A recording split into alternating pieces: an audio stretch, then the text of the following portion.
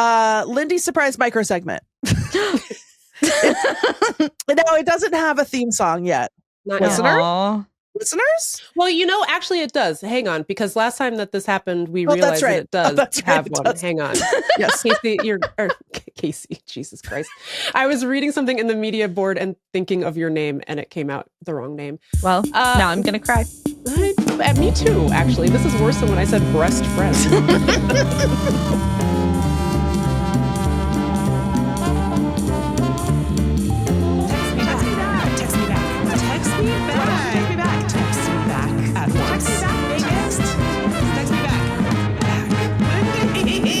We did it, Lindy. It's Text Me Back podcast, and we're making another episode.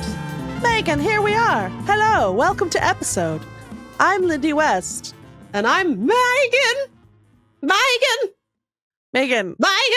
Mm-hmm. This episode is already long, and so we can't do a long intro, okay? No, we can't. Yeah. But I just for the record, I'm never the one doing that. What? But please continue. I don't know. Whatever you got to tell yourself, sister, mamacita. Mamacita. But listen, I woke up this morning to 2 more shrews. Oh, in the shrew traps. Yeah. And then so that brings us to 8 shrews over the last 2 weeks. And a lot of shrews, mamacita. Shrews. And so then Aha Mayfilet did a little research, and the internet apparently immediately, when you Google shrew, immediately coughed up the intel that shrews have a tenacious homing instinct, and if you really want to get rid of a shrew, you have to drop it off at least a mile from your house. Oh shit. So maybe they are all coming back inside. So here's the question. Or their nest is still in your house and they're trying to get back there? Yeah. Okay. And this is the only home they know. Yeah. You're their mommy. I'm their mommy. You're their mamacita. I'm their mamacita. And so, but the question now is, if the shrews tenaciously run home Jack after they're put outside... run home Jack. The question now is it 8 shrews or is it one shrew? Is it one guy who's obsessed with you? Right. And I don't know. You have to get one of those humane tags and put it around his little foot. I'm considering just doing a little dab of nail polish on its tail. Some of that non-toxic nail polish that sucks as nail polish, but is good as an animal marker. As you know, I wasted my money on several bottles of that. Yes, you did. It looked horrible. So you texted me and said, why do you think it's doing that? And I said, not enough chemicals. Not even close to enough chemicals in that bad boy. I have never seen nails that looked like as much like shit as my nails. It looked straight heinous. Yes, it looks straight heinous. So now new mystery is, do we have 8 shrews or do we have 1 shrew? And I was like, that's weird, Aham, because I also researched shrews and I didn't see that information. And then he said, did you Google how to get more shrews? How to increase number of shrews? Because I Googled how to get rid of shrews. Yeah. And I was like, that's not what I Googled. I just Googled shrew.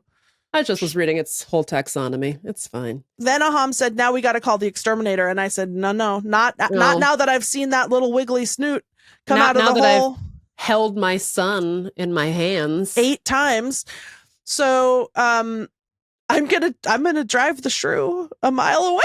Next time I catch a shrew, we're going on a road trip, baby. We're going road trip. Well, that's lovely. And people wrote in with some potential names for the shrew. Rift. Well, we said somebody wrote in just to say, it should be named Tom Cruise, which we talked about. I don't even know.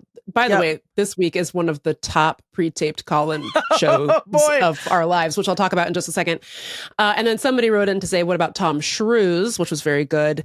And then you were like, what did you say? I said Alan Shrewdick because in my headcanon, I remembered him being in the first movie Mission and getting squished by the elevator, but it was not him. I said Shrew-Emilio Estevez. So let us know. And then I said Shrew-Emilio Estevol. Okay, or Emilio Estevez. Sound off in the comments. Let us know which one you like. Honestly, we need 8 names now. So we're taking them all. We're actually not voting. We need 7 more names. Oh, yeah. Pre-tape Colin show. I hesitated to even bring up the shrew count because I couldn't remember idea airs. At this point, I have no idea where we are in space and time.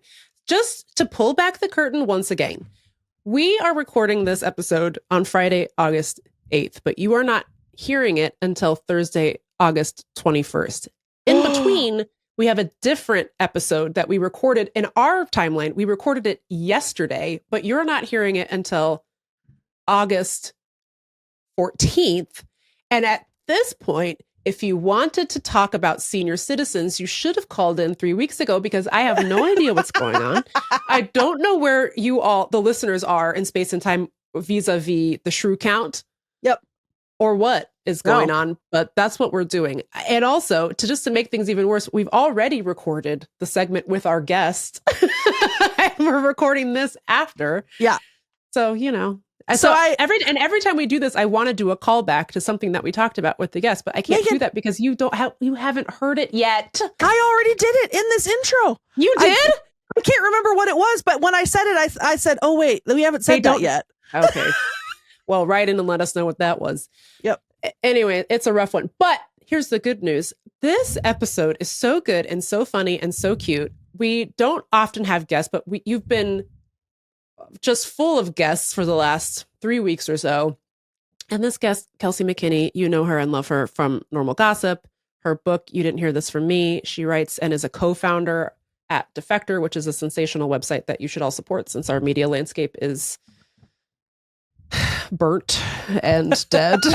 She is such an angel from heaven. We had such a fun time talking to her. So we hope you enjoyed this chit chat with her and pray on Lindy's shrew situation and let us know what we should name the shrews. Is there a Kelsey McKinney shrew pun we could make? Let's not force it. Kelsey Volsey McKinn shrew. No. Also, at one point in this interview, I accidentally called Kelsey Casey. And I just really hope you enjoy that because I was humiliated.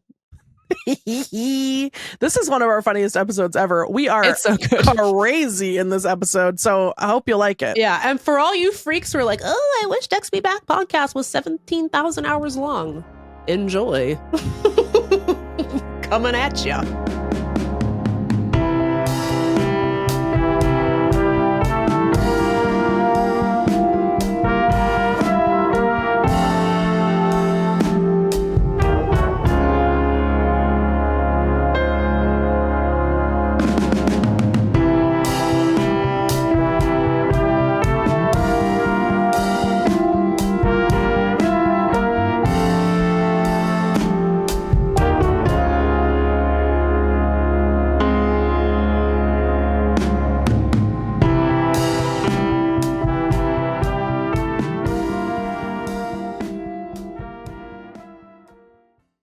Megan doesn't like to make accidents. I don't like to make I hate a blooper, girls. So you don't want to be best friends with me. Well, now I do because the way you said it, the way you asked was so nice.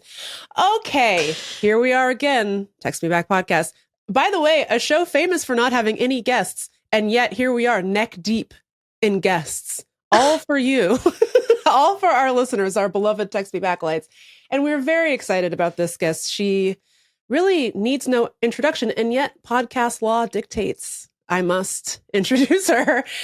She is a New York Times and USA Today best-selling reporter and writer who lives in Philadelphia, a beloved daughter of Philadelphia, if I do say so myself. She is formerly the host and writer for the podcast Normal Gossip, one of the greatest experiences I think Lindy and I ever had on somebody else's podcast. I still hear about it all the time. She's also the writer of a book called You Didn't Hear This From Me, which you should purchase immediately.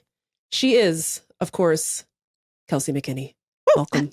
Hello, Megan and Lindy. Thank you for having me. Oh my God. You are slumming on Text Me Back podcast. Thank you so much for being here. I'm thrilled to be here. We're so excited. Megan, don't give it away if they don't know. Okay, I'm out of here. Bye. Oh, wow. You're not in the top 250? I'm off to Rogan, bitches. Oh, you're not popular enough to sell Gorilla Dust yet? Sorry, let me call up Alex Cooper. I'm busy.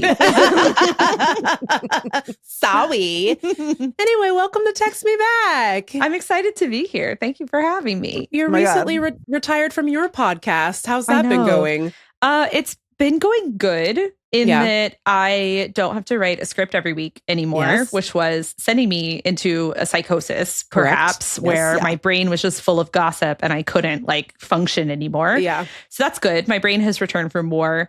I do miss talking into the mic because having a podcast is so fulfilling in that you just say stupid shit and then people are like, that's so funny. And you're like, oh my God, thank you. Oh my God, I'm obsessed with you. Yeah. So I miss the affirmation. So I'm thrilled to be here.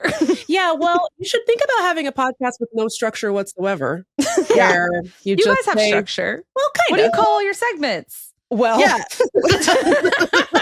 Yes, we technically have segments. Now, do we write the segments down on a piece of paper before we hit record? No, girl. Absolutely not. No. Sometimes literally a thing that will happen is 5 minutes before we're going to start recording, I will go to googlenews.com and I will type the famous website. googlenews.com. The famous news website. and I will type in snake and then see what comes up. And then I'll pretend like that was a segment I planned. We technically do have we do technically have a production meeting on Monday where we're like, what should we talk about this week? And not a one time have we figured it out.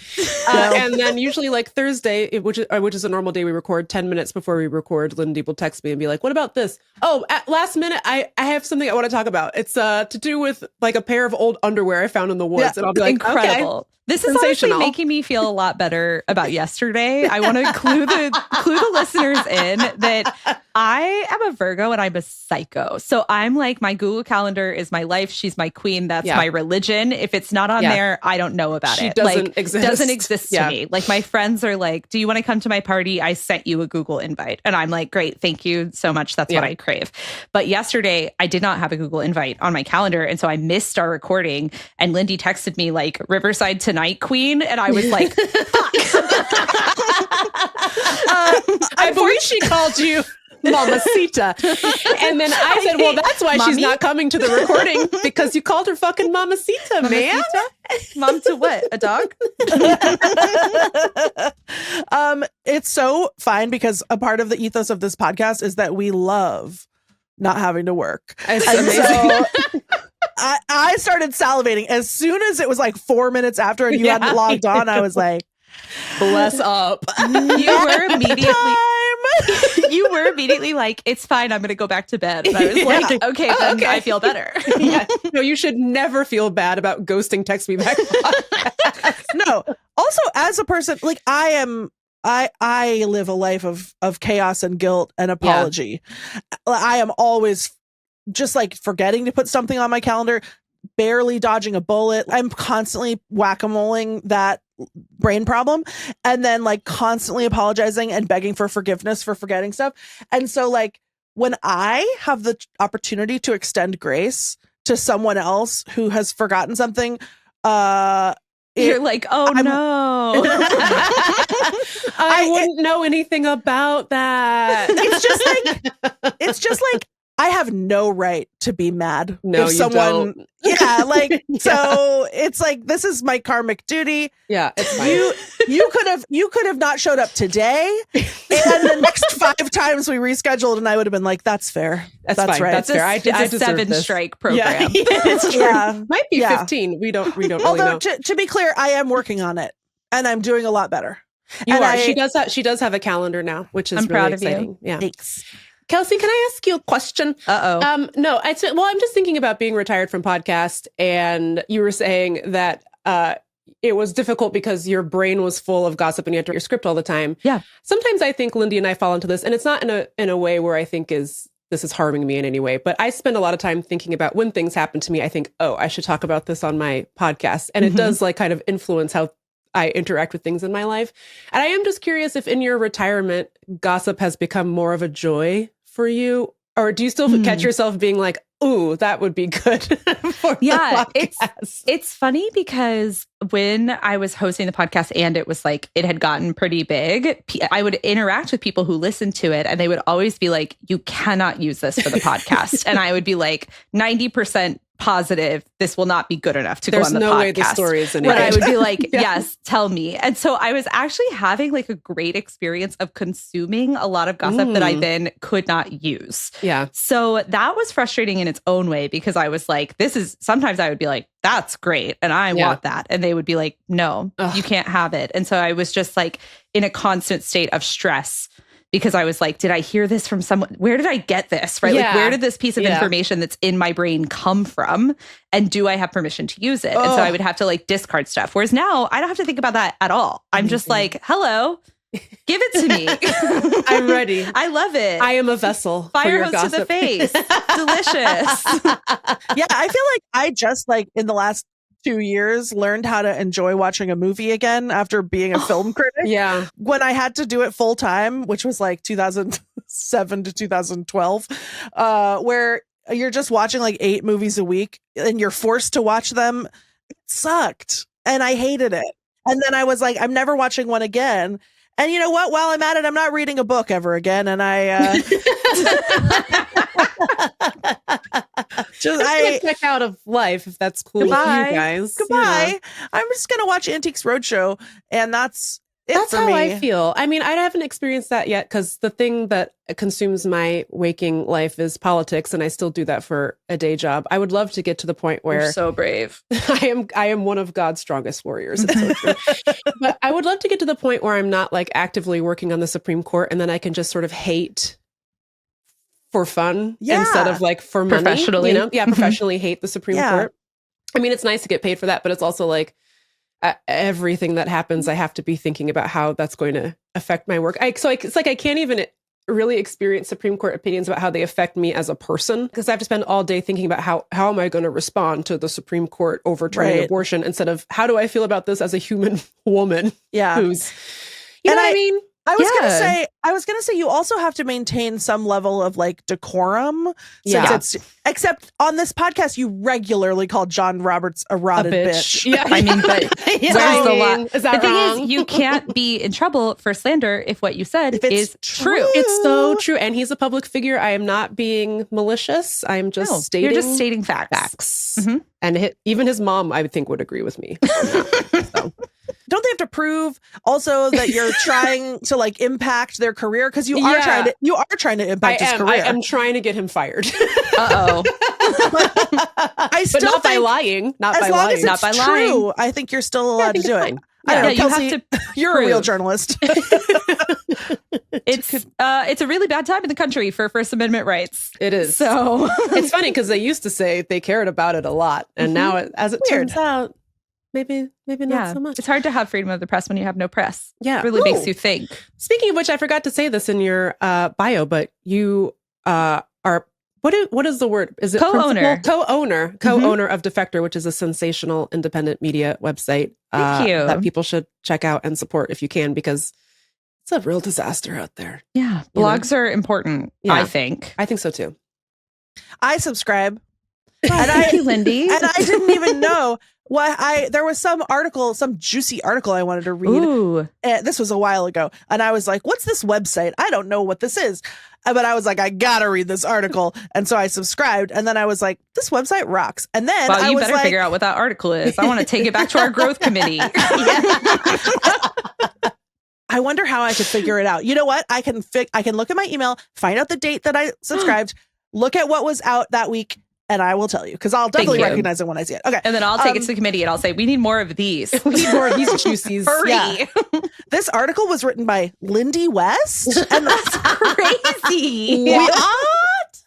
We paid her $5,000 plus full benefits? We do pay well. That's what it's worth. I read your annual report. I thought it was so interesting. I was like, oh wow, yeah. If you have one employee in a state, you can get health insurance off on their market. Fascinating. Yeah. It's really crazy because I think when you're a writer and that's like primarily your job, all you think about is like headline story, right? Mm-hmm. Like you're like, what's my little story? What am I going to do? And it was such a transition. I am always joking that I'm in the Jasper Wang decelerated MBA program, that it's just like the slowest MBA a person could possibly get. And I'm in year 5 and I'm hoping to get out in 10 years, right? Yeah. Like it's like, that's my dream. But it's like, I've had to learn about all sorts of stuff. Like I had to learn how to read a P&L. I was like, this is terrible. I don't want to know what P&L means. This is not my business. But unfortunately, it's quite literally my business. Lindy, is there a spider in your office? You appear distracted. No, I just I didn't know what any of the words meant. And she went to another place. And she went away. See, and that's what happened to all of us for the first 3 years.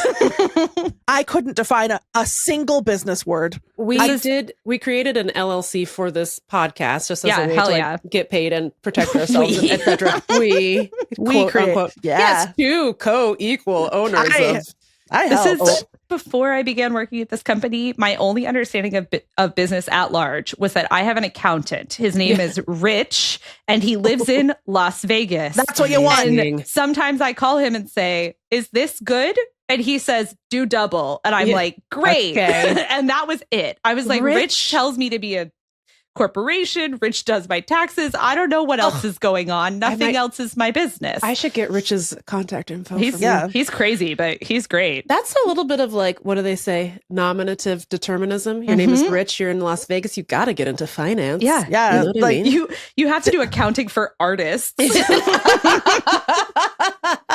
Did he get his accounting degree at Hogwarts? I have never asked to see any licensing for this man, so I can't speak to it. I don't think that's important at all. You know, because at Hogwarts, everyone has their name is like their job. Sprout. Yeah. To be honest, I forgot everything about the Harry Potter movies despite seeing them all as a child. We're on our way to doing the same. Speaking of a rotted bitch, like that lady fucking sucks. Okay, can you imagine just being. I mean, I know this is a cliche, but just being beloved beyond measure, just globally beloved, and then you say. Never Can you mind. imagine owning a yacht and then logging on? Can you imagine? If I had $500,000, you would never hear from me again. Exactly. Let alone $1 billion. Like, why would I be online? It's not even like she has a newsletter or something. She's on X.com? I know. Ma'am? Being transphobic on X.com? Can you imagine? You know, everyone's like, if I win the lottery, I wouldn't tell anyone, but there would be signs. Yeah. I'm like, there would be no sign for me because I would be gone. The sign is that I'm gone. Me again. That's your sign, is that I have disappeared. I mean, the only reason I'm even on Instagram is so that I can beg 8 people to read my fucking newsletter. Like, yeah, the only reason any of us have socials is to be like, please, my work. Please. It doesn't. My family is dying. Yeah, please, I'm trying to eat. Yeah. All right. Well, we have a couple of segments that are really important, which we planned out way in advance. Incredible. Not 10 minutes beforehand. I believe you. I believe women. Thank you. Thank you, ally. You're welcome. Should we start with, I think, what may be the most important recurring segment that we do? It's called, Did Lindy Wash These Guys? Oh, and yeah. It's a pressing question about whether or not Lindy washed her bangs. But I would like to invite you, Kelsey, as a fellow bang haver, to participate. But shall we start with Lindy? Lindy, did Lindy wash these guys? Nope. Oh, damn. Nope. For what it's worth, you can't really tell. Yeah, they're not that bad. I washed them pretty good. Thank you. I washed them actually day before yesterday, but at night. Not bad. Oh, that's really recently, in my opinion. Yeah. Okay. Thanks. But yeah, not today and not yesterday. Close enough. Kelsey, we turn it over to you. Did Kelsey wash these guys? Thank you for asking. Part of the reason I could not join our Riverside yesterday at 3 p.m. was that I did not remember the last time I had washed my hair. And I was pretty sure that you guys recorded video. Did I wash all of my hair? No, but I did wash these guys in the sink, which counts. Incredible. They look really, really good. Thank you. I washed them. I do not have bangs, but I have a sort of like shorter part in the front. Did you wash that guy? I did not wash this guy, but I also have curly hair privilege, which means I very rarely have to wash my hair. That's a blessing. Sorry, girls. Yeah. I have so many questions about hair. I know. Like I can't wait to see where this goes. Kelsey was legitimately shocked at that sentence. I'm excited. Said, I have so many questions about hair. And she went, I want to know what they are. Well, okay. So if I go many, many days without washing my hair, it's not merely an aesthetic problem. My head becomes itchy and rancid. Yeah. And I feel bad. And I feel diseased and I feel wet and hot. And I think, is that because a white woman's thin, sad hair, it just is already soaked in oil. It absorbs nothing. Yeah. Your beautiful curls, like if your body produces beautiful hair oils, they just make the curls healthier and more powerful. That's correct. I mean, I'm not a hair scientist. Yeah. But I think your hair is thinner. The oils become more prominent, you know? Also, my hair is more susceptible to like humidity and heat. And so actually the oil kind of helps it not get too frizzy, you know?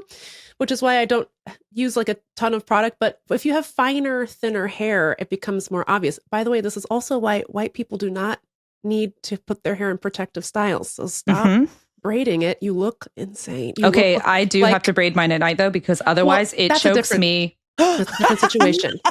What if I die in the night because you told me not to put it in a protective style? Did you think about that? By protective styles, I mean like, you know, so there's a subreddit called Braids and Braids. Oh, I'm thrilled. Okay, great. What's happening on r/braids? And what happens on r/braids is they have a specific rule for the forum that white people are allowed to post their hair in cornrows and nobody can call them culturally appropriators. I hate this subreddit so interesting rule. much okay. Because every single white person in that subreddit looks like an abandoned doll. Like they all look fucking Not Megan. insane. They all look insane. Yeah, they look like the android M3gan. That Megan, who by the way is in my top 5. Yes, she's in my top 5 Megans. Megan Thee Stallion is number 1, but she's in the top 5 for sure. Mithrigan. But they all look crazy. So when I say protective hairstyles, I mean like, you know, cornrows, those sorts of braids that are typically culturally associated with the Black community. And white people are insistent. Some white people are insistent that it's okay because the Vikings also braided their hair. And I would like to just stop you right there and tell you to stop doing it. Stop doing that. Not you, Kelsey. What you're talking about is something else. No, but it's so funny that what you're talking about is a different kind of protective styling, which is protecting yourself from being strangled by your own hair. Yeah. The thing is, I had short hair my whole life because my hair was really fine and really thin. And it turns out that happens when you are undernourished because you are eating garbage all the time. And so some combination of me learning to eat real foods and turning 30 made my hair thick. It's unclear why. It's still fine, but there's a lot of it. Yeah. And so I was like, great, now I can have long hair because I always had really short hair because I wanted it to look fuller. And I didn't know about this, which is a hazard of having long hair, is that it might strangle you. Did you get scurvy? No. Okay. No, that would be really exciting if I had, though. Keep us posted. I have a tremendous amount of very fine, very thick hair. So it's like pathetic and weak.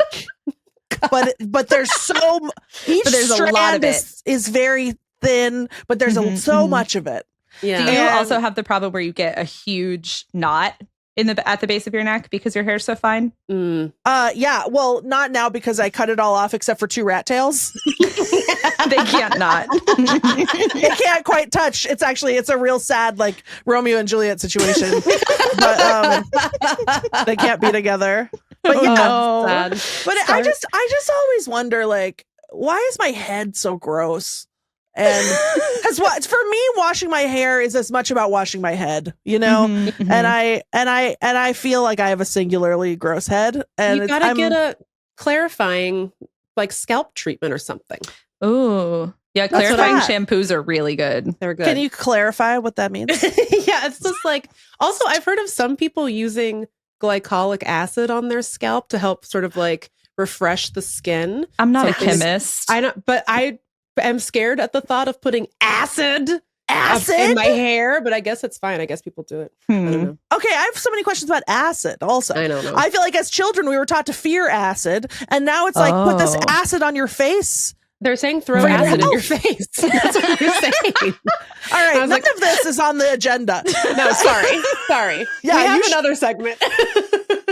I thought this was important, but okay, let's move on. Fine, I'll just throw acid on my face and not ask any questions about it. That's just fine. Do we just not have acid rain anymore? When did the rain? No, they say it's coming back because we did bad. Good for her. We love a comeback queen. Yeah, trends go in 25-year cycles. Yeah, that's what they say.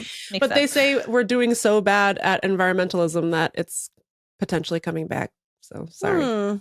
Yeah. Well, but we did get rid of it for a while because we were like, oh, we should stop selling hairspray. Oh, that was the ozone. Stop selling hairspray. That was the ozone. The stuff. Yeah. The ozone. Remember her? Is she coming back? Or is it just the acid rain? She's back. She's back. Ozone's baby. back. Because we said no more CFCs. No, but is the whole coming back? No. I don't know if the whole is coming. We'll have to ask Australia. They're the ones suffering the consequences. We can't call them there asleep. Hello. Oi. Nar. No, not the ozone. That's not a howl. This is a howl. What's the howl? That's pretty good. That's right. Yeah. Okay. That's a text me back guarantee. Segment number 2, or is it 3? Who can say? Lindy's surprise micro segment. No, it doesn't have a theme song yet. Not Listeners? Well, actually it does. Hang on, because last time that this happened, we realized that it does have one. Does. Hang on. Yes. Casey, Jesus Christ. I was reading something in the media board and thinking of your name, and it came out the wrong name. Well, now I'm going to cry. Me too, actually. This is worse than when I said breast friends. Hang on. Where is it this? Crazy lady living in a bag. There it is. It's crazy lady living in a bag. Come on, Lindy. Hit him with the surprise micro segment. Okay. Crazy lady living in a bag. Okay. So a long time ago in the Text Me Back lore, Meagan introduced a theory that a conspiracy theory that the U.S. government is running a psyop to create division between millennials and Gen Z by creating cringe content on both sides targeted at each other to try to drive a wedge. Yeah, right. I want to be clear that I fully believe that psyop theory. Because who really cares about skinny jeans in this day and age? Only the CIA would do something so nefarious as to put us in some sort of war over pants. So, yes. And so I don't want to be complicit in the psyop. However, I have a bone to pick with the Gen Z. Lindy, are you being paid by the CIA? No. Answer the question. No. I wish. No. If I was, you know what I'd buy? What? ATV. Hell yeah. Hell yeah. CIA, if you're listening, give us a call, 703-829-0003. What the fuck is going on? Why? Uh-oh. What's it called when like an evil corporation creates a problem that didn't exist before so they can sell you a solution? Yeah. Oh, yeah. Whatever. Manufactured whatever. Yeah. Because Gen Z has done that with a little something I like to call making a heart with your hands. Oh, yeah. What is this? What is this? That one's outdated now. People are doing this now. Yeah, to make the heart. God. It's so hard. But by the way, still doing this. For people listening audially, there are we're making medium. 3 different types of hearts. There's the classic, like all fingers involved with the thumbs at the bottom. Intuitive. Then natural. There's the Gen Z one where they stick down the middle fingers. Fingers straight. Curl the pointer finger. Yeah, and then that makes a heart, and it gives you immediate arthritis if you try. But then there's also this one. The third one, which is like your thumb and your finger kind of split apart so that your 2 little fingers make a heart. But mine look Mine looks Your crazy. nails are throwing it off. Yeah. I mean, like, okay, the two little finger hearts, for some reason that doesn't bother me as much. I like these. As the that's shrimp. easy. That's not easy. you contorting your fingers into some sort of Cirque du Soleil fucking shit. It looks like two shrimp kissing. Yes, Kelsey's making her shrimp kiss. It's like, yeah, it's two shrimp kissing, and meanwhile they have two long boners that are touching right at the tip. Ew. Because they're so horny for, and I feel like, why do we need this? Why do we need this? Why it's so hard to do? They're just overcomplicating something that we already had solved. You know what I mean? We had already solved it. I think I'm the first person to point this out. I'm very upset. I don't understand why you want to take something perfectly functional, easy. Oh, are you?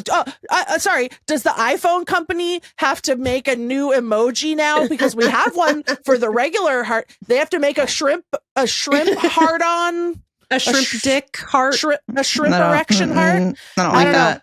I don't like it, and they act like it's always been this way. You know what I mean? I do feel like sometimes the younger generation because of their desire, like, and their biological imperative to individuate from their elders, it's just overcomplicating stuff. You know what I mean? Because like they are inventing words for stuff we already have words for. They love, by the way, acronyms. The youth in a way that turns me into a 90-year-old British man screaming about the integrity of the language. Ooh. You know what I mean? I was like, what's like your least favorite acronym? That's got to be PMO, which stands for piss me off. We already have one for that.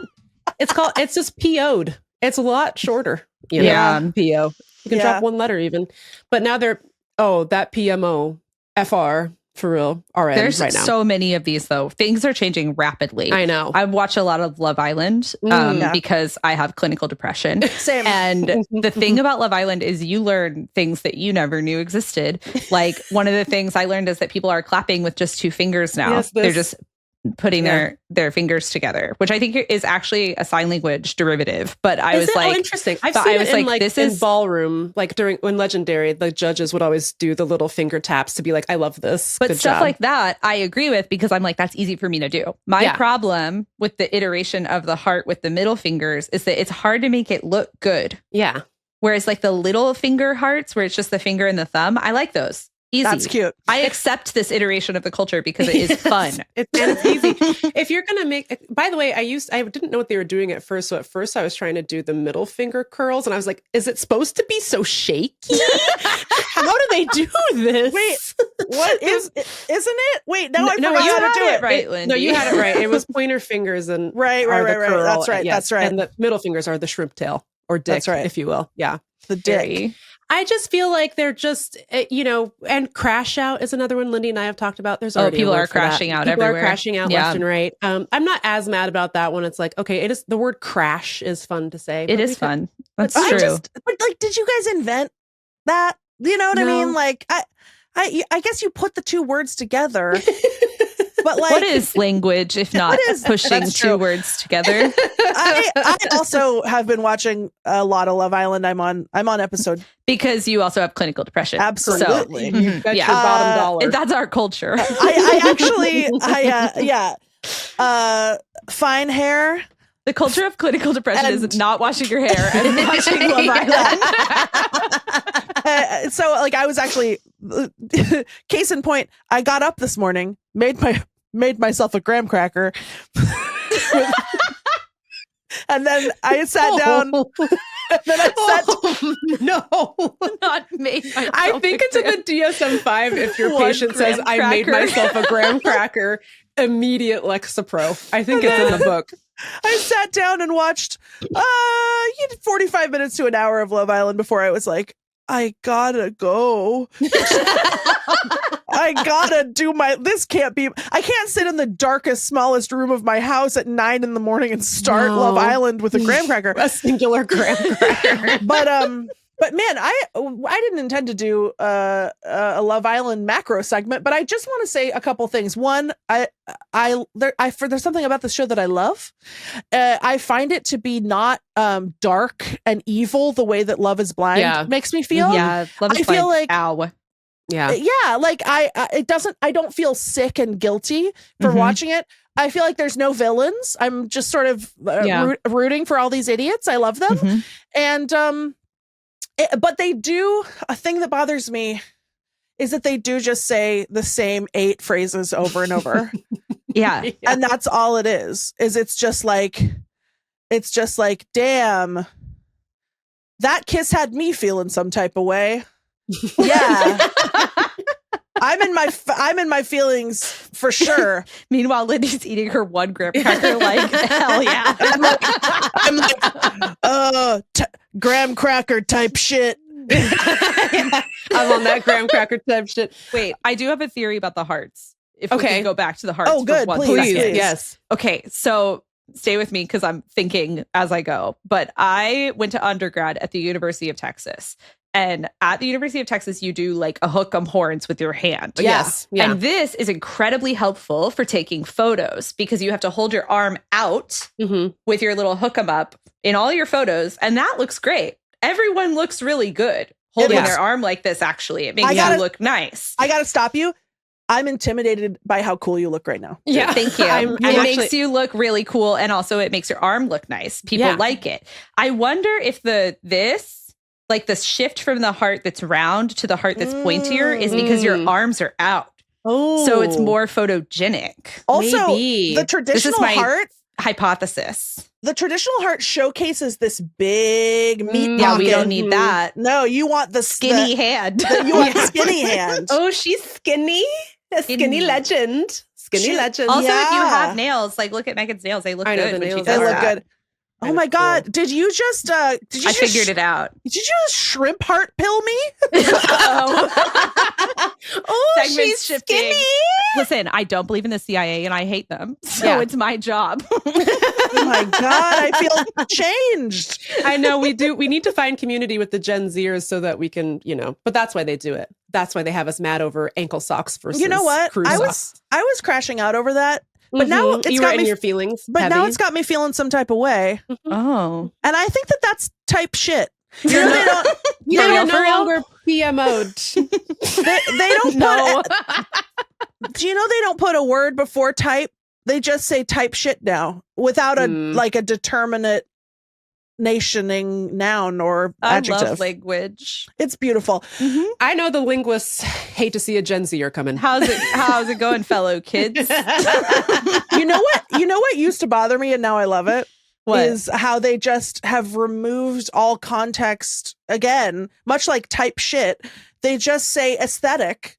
And it doesn't have to refer to anything specific. It just means like I love it. It means like you tried, I think. Yeah. And I love that. I think our generation did that with random. Like we sort of chronically misused random, and now random's a curse. Yeah. You have to be careful though. I talk about this because I work with a lot of men, which was never true before I started working at a company that covers a lot of sports. And I had to tell them that there are studies that show when you start doing something ironically, your brain can't tell the difference between liking something for the irony and liking it because you actually like it. And I had to tell them this because they started dabbing.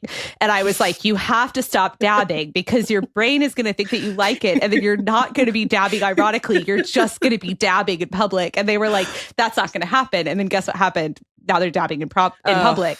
So the problem is you have to be careful because it's like if you start saying maxing all the time and you're like, we're shrimp heart maxing, suddenly that is the way that you're speaking. Yeah. Honestly, actually though, that's one of the most sacred cycles of my life. And I love it. And I cherish it. I feel like it happens to me a lot. I guess we just cracked the code how men keep getting red pilled into MAGA. Because I think there is this sort of, I don't know how common they're like, this haha, so funny. Yeah, but there is this cycle of like very lefty men who, and Lindy and I are guilty of this to a degree too, are just like, man, Donald Trump is so funny, which he is. Unfortunately, when he was on the roof the other day. Oh boy. I was laughing. I was hee hee ha ha at him up there on that roof. Kelsey, unfortunately, I was hooting, I was hollering. It was a real problem. Bad man. But I think it's unfortunate that bad people can be funny. A lot of lefty men, nevertheless, get sort of annoyed by the more marginalized communities that are in our movement, and they're just like, oh, that's so obnoxious. And then they become so annoyed and think Trump is so funny that all of a sudden it's not a bit anymore. The irony pill gets them. Irony pilled. And I think, it kind of happened with some women podcasts as well. It's not going to happen to Text Me Back podcast, but you never know. No. That's why we have to keep a real tight close eye. We have consequences. When we laugh at Donald Trump, we do donate $5 to okay. We were donating $5 to Kamala's campaign. Now we'll have to pick a new charity, I think. Yeah. So there is a consequence for laughing, which it's I think keeps us honest. It's the No Giggle Pledge if you'd like to join. I'll join it, but unfortunately I laugh so much. So actually I'm just committing to giving to charity. I will be bankrupt by the end of the year. And you know what? God bless America. When I used to work at a brick and mortar print newspaper, one of my dearest friends, for some reason at some point, and this would have been like 2009, 2010, she just started many times a day. She would say, what like the Budweiser. Like the Budweiser, and like we all caught it. And once you do it enough times, you start to love it. Mm-hmm. And I would encourage anyone to open their heart to I can actually do it. This is why I have to like cruelly shut you down every time you do that Newman Jerry impression. If I don't stay vigilant, we're all ruined. What up, Sherry? You see, Kelsey, you see what I deal with? Terrible. Unfortunately, I love it. I think it's good. Unfortunately, Kelsey Megan. will be bringing "What's up, Jerry?" To the Defector Slack. I live in the city of Philadelphia where bits rain. That's right. We'll talk more about Philly mascots later, but I feel like Philly kind of irony pilled themselves into loving Gritty in a sense. Oh, yeah. Where like everyone was like, oh, what the fuck is that mascot? And then Philly was like, how dare you? That is our beloved son. Well, it's like I can talk shit about my friends, but you can't situation where it's like, oh, if you don't like him, then actually he's our king now. And we're going to let him make the laws. He's the boss of the whole town. Yeah. So Gritty's in charge. Oh boy. I thought you had to stop. I'm going to catch that. Oh no, it's so bad. Before it gets too terrible. I know. So don't make eye contact with her when she does it. Okay, next segment. The next segment was the working title was Travel Talk, but then Megan came up with a great new title, which is called Choo Choo, bitch. And can I say something? You want to know where that I feel like Kelsey low-key inspired the name of this segment, because Lindy and I were in New York for some truly delightful podcast festival, and we took the train down. That's believable for sure. Absolutely. And we took the train from New York back to DC, where I live, and we were choo-chooing through Philadelphia. Mm-hmm. And Lindy texted you to be like, we're taking a train through your town. And then I texted a picture of the skyline. No comment. Mm-hmm. Yes. And then you responded with, hop off, bitch. Yeah. I won't. I just want you to know I think about that every day. I was really hoping you guys would. It would be like, we hopped off. Honestly, and I'd be like, cool. With an invite like that, I can't believe we didn't with an invite like that. It was incredible. You had places to be. Did we? I don't even remember what we did. We did not hop off, bitch. This should really make you think about denying my requests in the future. Yeah, you should have hopped off, and then you could have eaten Italian food for dinner. It would have been fun. I will never not hop off, bitch, ever again as long as I live. Thank you. But we're going to talk about choo-choo, bitch, because I understand, Kelsey, you're thinking about choo-chooing across this great nation. The thing is, I love the train. Yeah. Because I live in the hallowed Acela corridor of America, where there are beautiful trains that arrive all the time and leave all the time. I'm addicted to the train. I'm like, I want to go to New York for a party. I'll just take the train, and then I'll take the midnight train home, and that'll be really fun for me. It doesn't take that long to get to like a whole other city and state. No, it's easy. You don't have to go through security. Everyone respects you and is respectful on the train. The conductors have cool hats. You can have more than 2 bags. You can have more than 2 bags. There's just a lot of things going for it. Like the seats on Amtrak, like the regular train, are as nice as every first class seat on American. That's true. Like they are. It's crazy. And flying is so bad. Like if I were in charge of the country, my first move would be like, congrats to America, we have rapid trains. Because I'm like, how come I can't take the train to Chicago? How come it takes 16 hours? That doesn't make any sense. I agree. You know what? For that matter, why can't I take a ship across the ocean? Lindy, you can, because I looked this up at one point because I was like, how long does it take if you get on a ship to go to France? And the answer is like 5 days. That's not bad. Oh my God. You That's can do not bad it. at all. Okay. And I think some of the ships have casinos on them. Ooh. So okay, now we're cooking. We'll look into it later. Okay. Well, Lindy famously did a cross-country journey. Actually, it was that same trip. It was that same trip, Came back from New York, and then when she left DC, she took a train from here. Where did you go first? Good. Well, Chicago? That trip was like right after like 9 planes had exploded. And so I was like, I don't want to do that. And so I think I flew there, but I took the train all the way home. Yeah, you did, because I saw you right before that because we did my book event in Seattle. Right. And we had a very difficult conversation for me where you were like, flying's so bad. I'm going to take the train back from New York. And I was like, cool, I have to be on 10 planes in the next 2 weeks. I know. Pray for me. I'm really sorry that I did that to you. That was it's okay. I forgive you. Very thoughtless of me, but never before have I wanted there to be a more functioning train system in this country than the last, 7 months of the Trump administration, where everything is just like yellow. So there was that really bad crash outside of DCA, a military helicopter crash with an American Airlines flight. I fly out of DCA almost exclusively. Yeah. And I was like, and basically there's no solution to this problem of like military helicopters have to fly through the district and they have to fly past DCA. No one has offered a solution. Believe it or not, former real world participant / transportation secretary / acting NASA administrator Sean Duffy has not offered a solution to this problem. So it's like, well, what am I supposed to do? Just be like, oh, I hope I make it. Because my uncle is a pilot, I will now do facts for 1 second, which is that it is still safer to fly than to take cars in general. Yes, it is very rare for a plane to crash and people to get hurt. However, the act of flying also fucking sucks. Yes. So it's like, why would I fly, which is now worse than the bus somehow? Like, it's a miserable experience. And maybe the plane will crash, right? Like, it's like if it was old school plane where I was like being given a martini and things were carpeted and people were in outfits. The seats were like twice the size of my butt. It was, it's cozy. Then maybe I'm okay with death. Yeah. Maybe that's fine. I'm not going to my death for an Airbus where like people are farting. That's awful. No. So you texted me and you asked how my cross country train trip went. I already told you about this, but I did get food poisoning and I did have diarrhea and I vomited so hard that I shit my pants in my little sleeper car that I paid $1,000 for or whatever.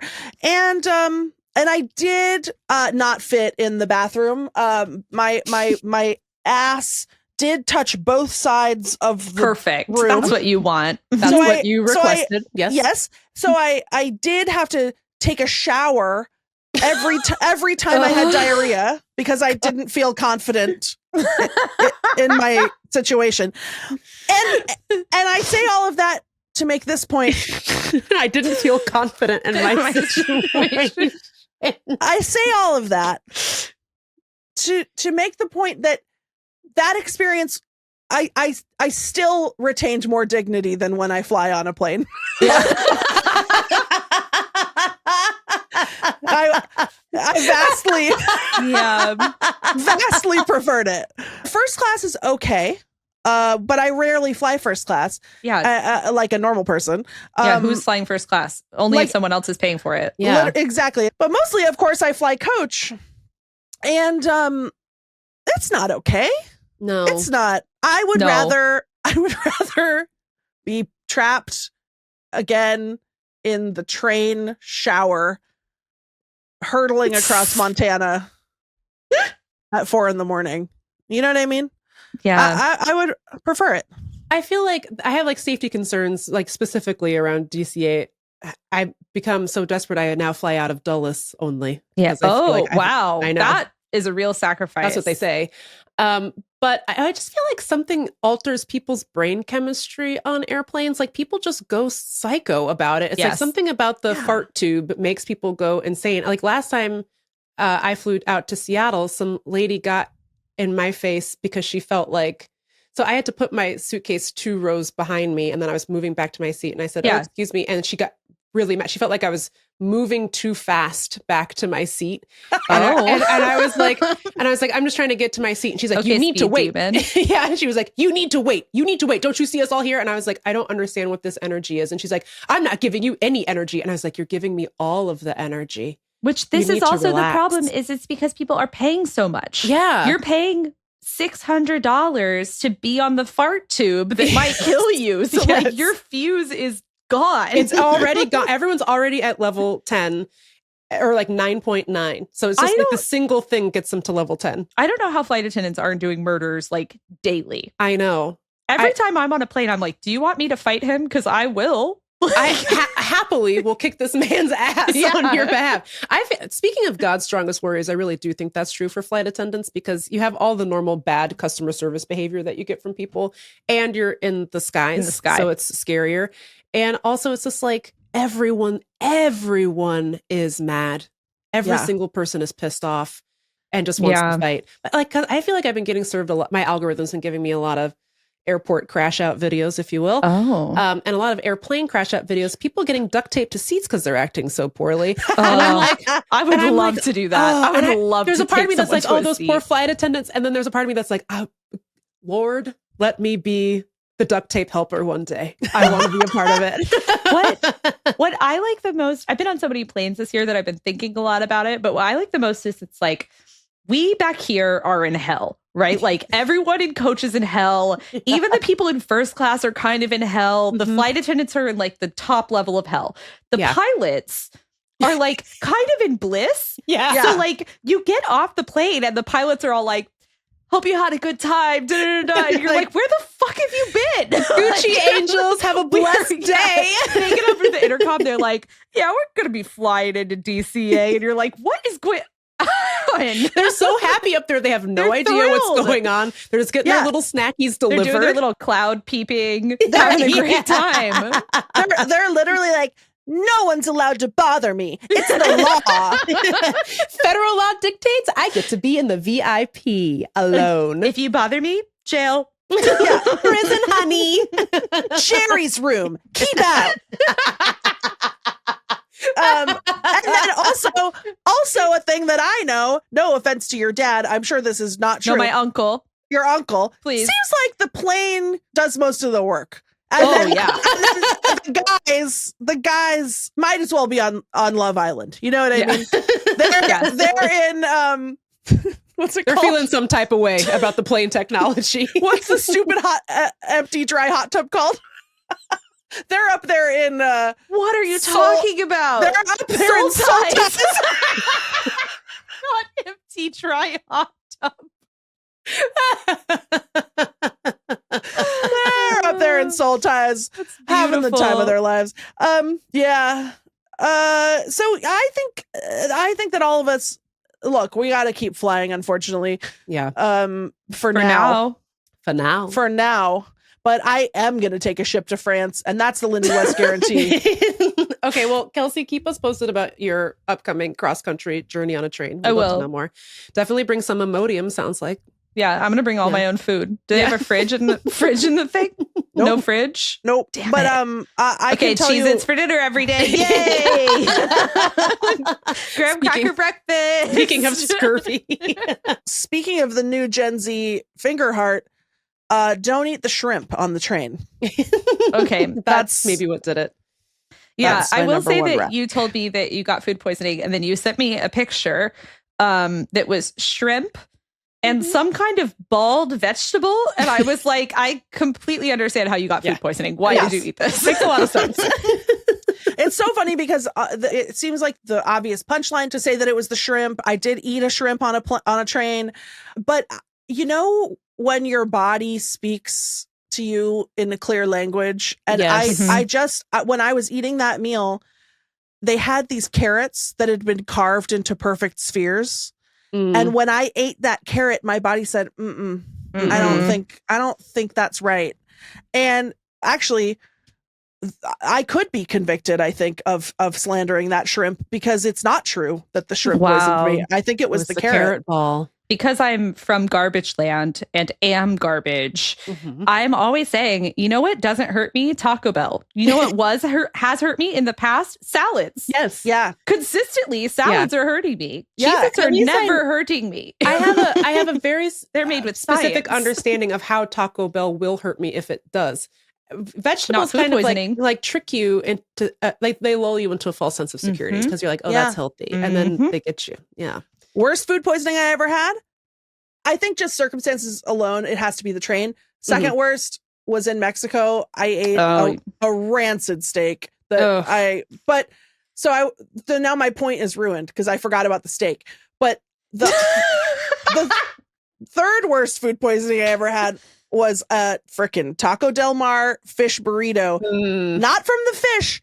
It was the cabbage. Yeah, it's the lettuce. Yeah. Lettuce is an enemy. That's why they're always talking about listeria in the lettuce industry. I know. That's why I'm against lettuce. Not because I have garbage taste. It's because it will hurt me. That's why I had a graham cracker for breakfast. You were doing self-protection. And on that note, which is the note of diarrhea, we're going to take a quick break. And then when we come back, we are going to play a Text Me Back beloved game. That's right. It's FMK Plus with our dear friend, Kelsey McKinney. BRB.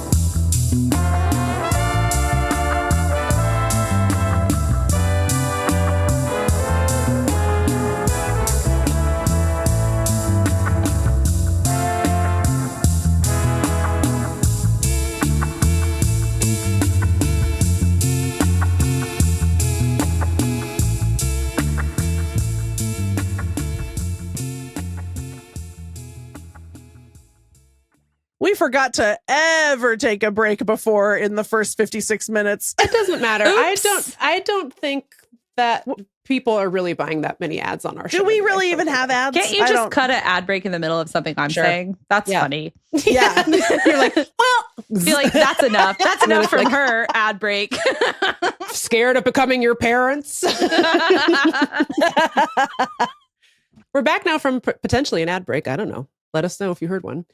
In the past, when we've had guests on, we have played a beloved game of FMK, the classic Fuck, Marry, Kill, except we like to add categories. It's usually been 9. The first time we did this, we did an extended FMK with the Fellowship from Fellowship of the Ring. Of course. Then when we did it the second time, we did it with the 9 Supreme Court justices. So just traditionally, it has stayed at 9. 9. And I'd like to say that part of the reason is because much like Nick from Love Island, your classic FMK just doesn't last long enough. Wow. So true. It's so true. Yeah. If it was just a regular FMK, the show would be over. And that would be sad. Nobody wants that. Nobody, except maybe Kelsey. I don't want that. Okay, so here's what we're going to do. We're going to play FMK. We have various categories, which I'm going to read. But the contestants, Kelsey, as you know, are beloved mascots of Philadelphia sports teams. However, one of the mascots is technically from a Philadelphia suburb, so we can fight about that. Fighting. Get to it. Okay. Okay. The categories are as follows. Fuck. You know that one. Ew. Marry. What? Kelsey, come on, girl. You know that one. I'm a virgin. Hurt their feelings. Hurt their feelings, which is different than killing someone. And maybe more mean, if you think about it. It is meaner. Freaky Friday mind swap. Oh. Do karaoke with and which song. Choose as your second in a post-championship street brawl. Give a boost up a grease pole.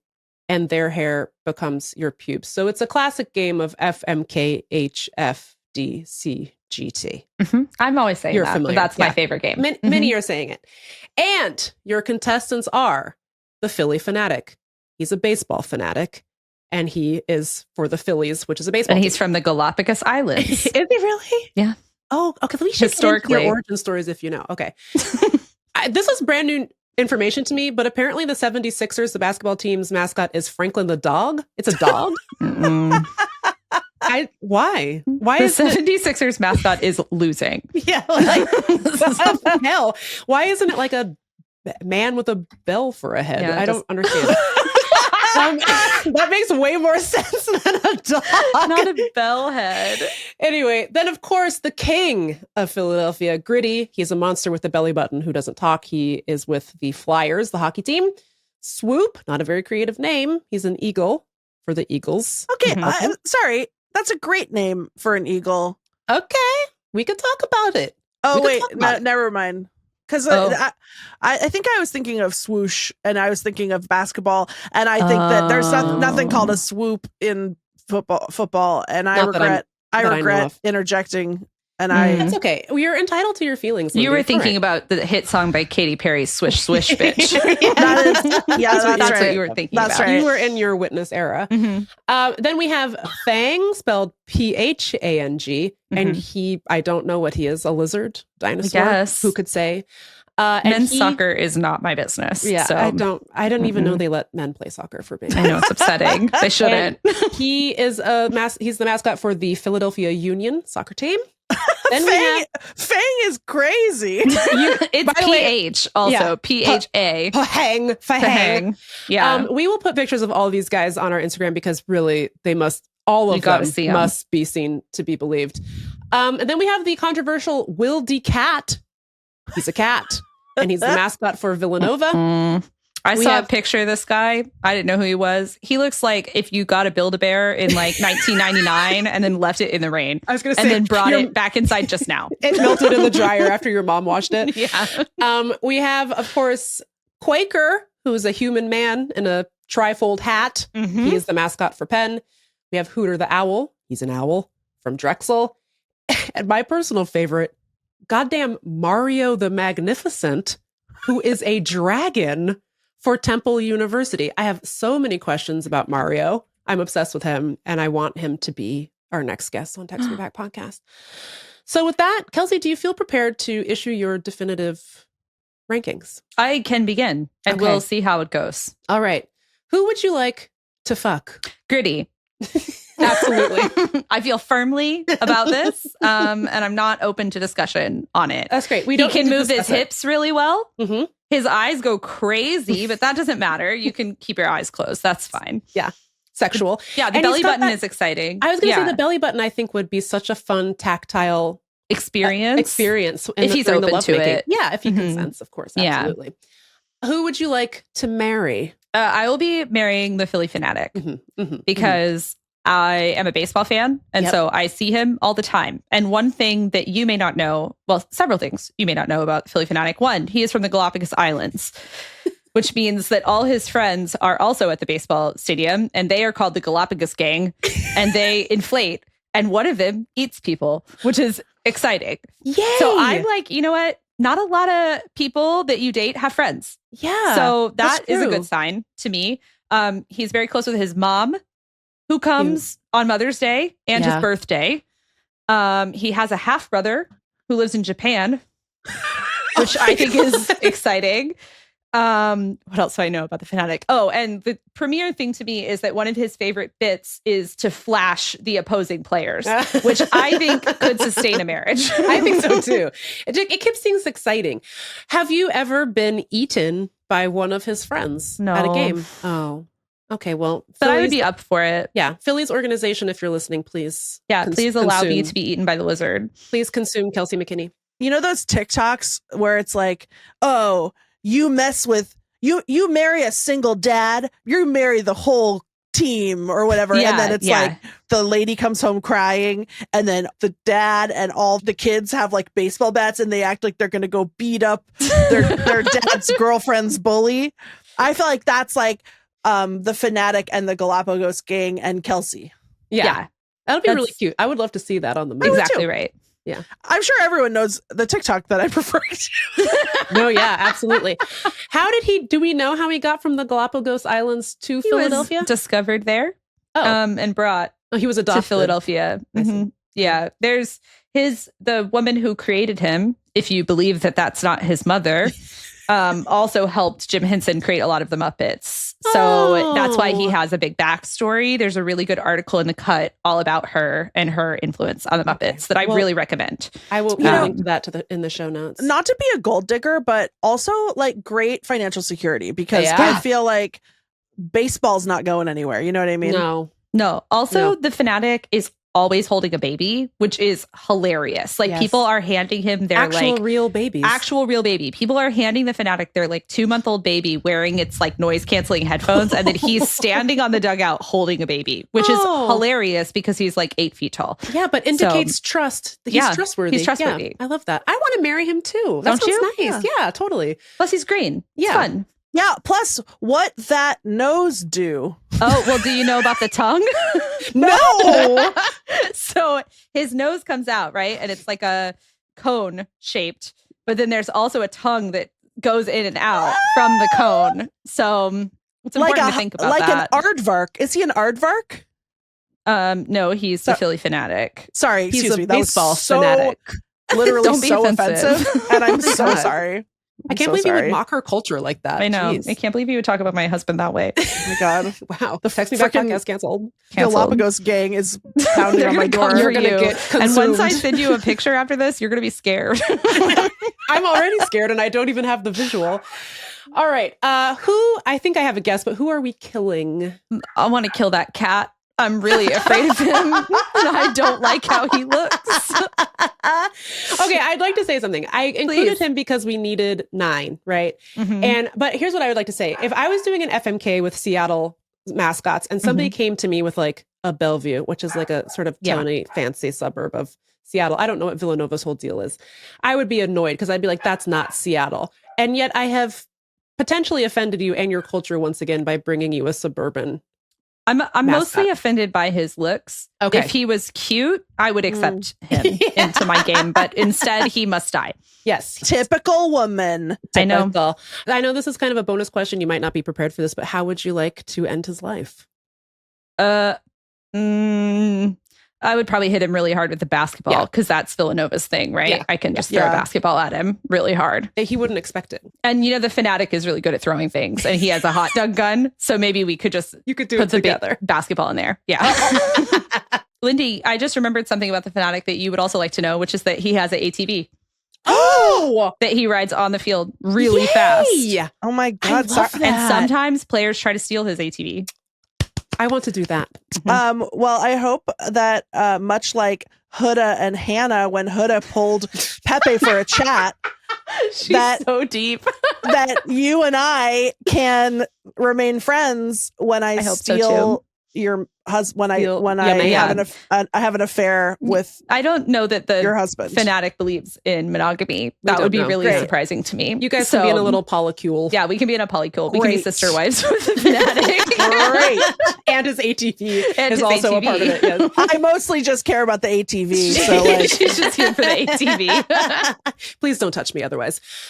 Okay, which one's feelings would you like to hurt? I'm going to be hurting Swoop's feelings. Yes. And I have a reason for this. Okay. While Go Birds, I love the Philadelphia Eagles and my king, Jalen Hurts.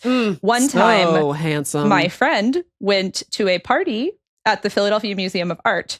And Swoop, we think, was trying to indicate that he liked her dress, but he made like what I would call like a hand motion indicating the shape of her body and then gave her a thumbs up, which I think is fucked up.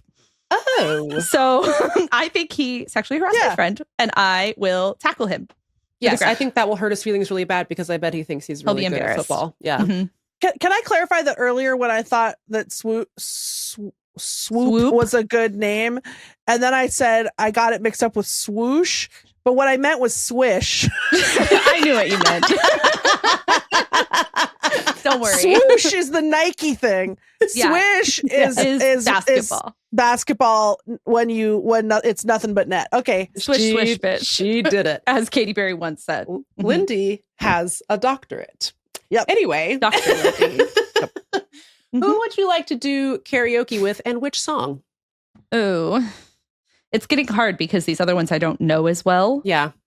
But I think it could be fun to take the Quaker up there and do like a Nicki Minaj song. Yes. Like really make him do the monster verse. Yeah. I think that could be fun for me. That's what a motherfucking monster do. Exactly. Yes. Yeah. I love that. That's really good. Thank you. Choose as your second in a post-championship street brawl. Okay. Is Mario the Magnificent an actual character or is he a statue? He's a character. There is a guy in a suit. Okay, I'm seeing him. He's got wings. Yep. He's purple. Yeah.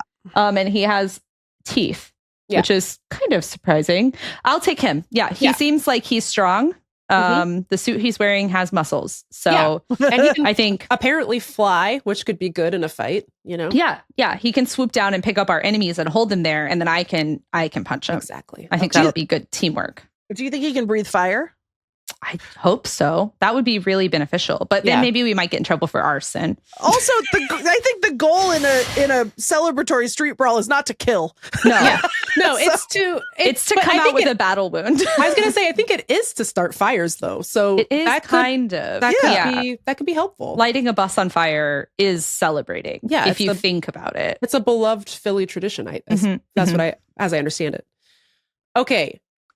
Sort of relatedly, give a boost up a greased pole, because your mayor do love to grease the poles. After a sporting event. One thing that I think is important to know about so I'm a Philadelphia transplant, so I had to learn a lot of Philadelphia history when I arrived. Yeah, one of the first things I learned is that they do grease the poles whenever like the Eagles are going to win the Super Bowl or the Phillies are in the World Series, right? They grease all the poles on the main street so that people won't climb up them. Something that people who don't live in Philadelphia don't know is that we also have the largest operating street market in the country. And that is the Italian market. And there's like a cheese store and a meat store. You guys would love it. There's like an olive oil store. It's thrilling. When the Italian market celebrates its birthday every year, they have a pole that they grease and put treats at the top of. And it's a game. People train to climb the pole. So it's like kind of funny that the city is like, we're greasing the poles so you can't climb up them. And Philadelphians are like, we literally train for this. We have a practice in June. Like, we don't know what you're talking about. How do you think I ahead. spent the off season training for this pole moment? Is like twice as high as the ones on Broad Street. So it's like, who do you think you're playing with? Just stop greasing them. Philadelphia is the most magical place on earth. It is. It's the center of the universe. Wow. I really recommend visiting. Imagine if you had hopped off. Imagine if we had hopped off, bitch. Oh my God, my whole life would be different, I think. I know. And finally, I knew that we would end up in this place. Their hair becomes your pubes. Yeah. I specifically saved Hooter the Owl for this because I saw a picture of Hooter the Owl and they have like spiky red hair, which I think is kind of scary and also exciting. You know what I just realized? I skipped a category. Because I was thinking, oh, their hair becomes your pubes will be Fang because his hair is so terrible. I accidentally skipped Freaky Friday Mind Swap. Oh. So if you'd like to reassess any of your picks, we can give you a double. Ooh, unless you would like to swap minds with Fang. I apologize. This is an administrative error that I regret. You're in trouble. Yeah. I think maybe I will swap minds with Fang. Okay. Yeah. I'm not afraid of him. Yeah. I want to know what's going on in there. And like, if you switched minds with Gritty, I think that would be really stressful. Yes. Because I think most of his thoughts are just like yelling. Yeah. All caps in there. Yeah. The human mind would instantly go mad. Yeah. You would never come back. No one is strong enough. Come back. They put you in a straight jacket. Yeah. Well, thank you for issuing your definitive rankings. I think the whole city will agree with you. Thank you. I hope that you enjoyed learning all of these facts about mostly the Fanatic. Honestly, I kind of regret not just doing a segment about the Fanatic because I want to know more. I know. That was just an amuse-bouche. Come visit. Yeah. The next time the Fanatic is in the news, will you come on and talk about it? Absolutely. He's bound to do it again. Recently, he was in the news because he did a little bit about the Coldplay thing where he had a fake girlfriend that he stood behind and seemed embarrassed. I'll send it to you. You'll like it. I love him. He's the best. As his wife, were you upset? No, I was thrilled for him. Yeah. Oh, good. Oh, that's right. Because you're non-monog. We're ethically in a E&M relationship. Me and the Fanatic. We're open. We're open. Mm-hmm. Well, Kelsey McKinney, our beloved best friend. Oh my God. Breast friend. Breast friends. Casey, our breast friend. Thank you so much for being on the Text Me Back podcast. We appreciate it. Thank you both for having me. This was so fun. I wish I could stay 100 more years. Please come back anytime. I would love to get my fix in. Oh my God, please. What of yours shall people buy or go see you in? You can buy my book, which is called You Didn't Hear This From Me. It's so available everywhere books are sold. Otherwise, you can see me at the Philly Stadium where I'm eating hot dogs until hopefully late October. And hopefully getting consumed by one of your husband's friends. I would love to see that on the Jumbotron. It's every girl's dream. Maybe for your anniversary, the Fanatic can work that out. Yeah, and maybe. You know what? Very poly-coded. Wow. If you think about it, so true. So true, bestie. Thanks, Kelsey. We Thank love you. We love you. Come back soon, you guys.